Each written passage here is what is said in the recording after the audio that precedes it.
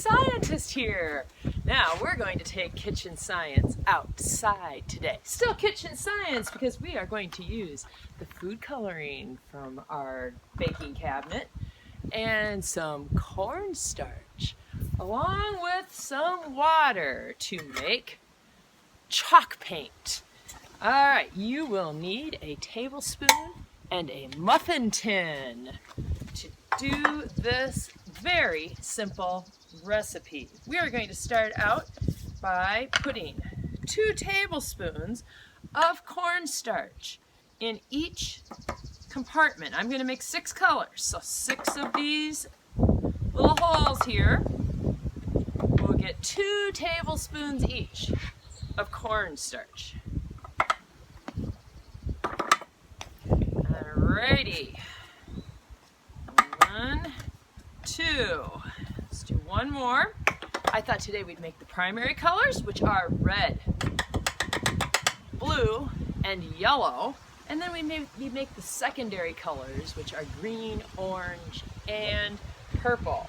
Alright, so in here I have 2 tablespoons of cornstarch in each little section. I'm going to use that same scoop, and I'm going to put 4 tablespoons of water into each one of these little muffin holes.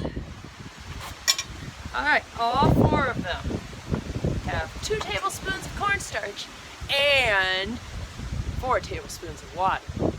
Well, that makes white chalk paint. That's so exciting! We've got to add the color. We'll start with 2 drops of red. We will put 1 drop of red in this one. And if I add a drop of yellow to that, what color should I get? That's right. I should end up with an orange shade. Oh, let's make yellow while we got the cap off. 2 drops of yellow in another one. Okay, moving on to our blue.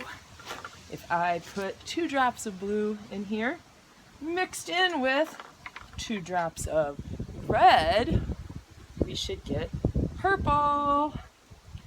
Also mixing with blue, 2 drops of blue, mixed in with 2 drops of yellow. Anybody out there know what color we should get?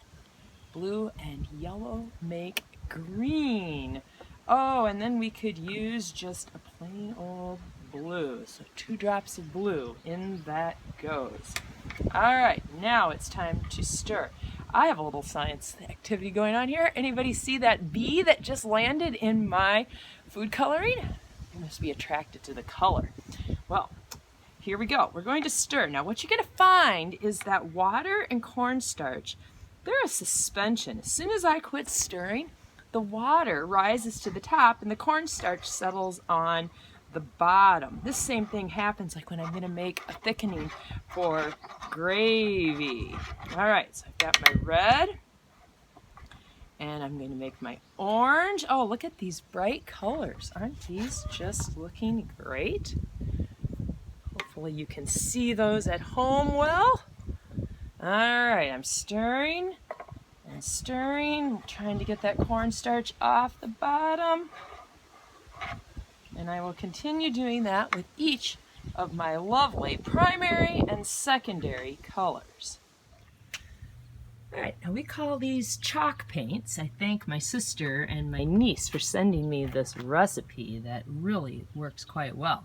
You can see they're a little chalky in color, and just like they should be. It's kind of like making your own sidewalk chalk. So what's your favorite color in this tray of paints?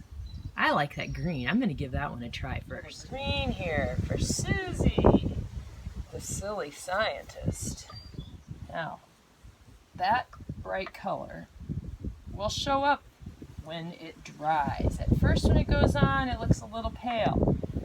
But we will find that it will get brighter as the sun evaporates the water. So keep that in mind if you're not real happy with the look of your paint as you start out. The other thing is you might want to keep your spoon handy because you might need to give it a stir every once in a while because, as I said, we have a suspension here and the cornstarch is going to the bottom. Let's try a new color.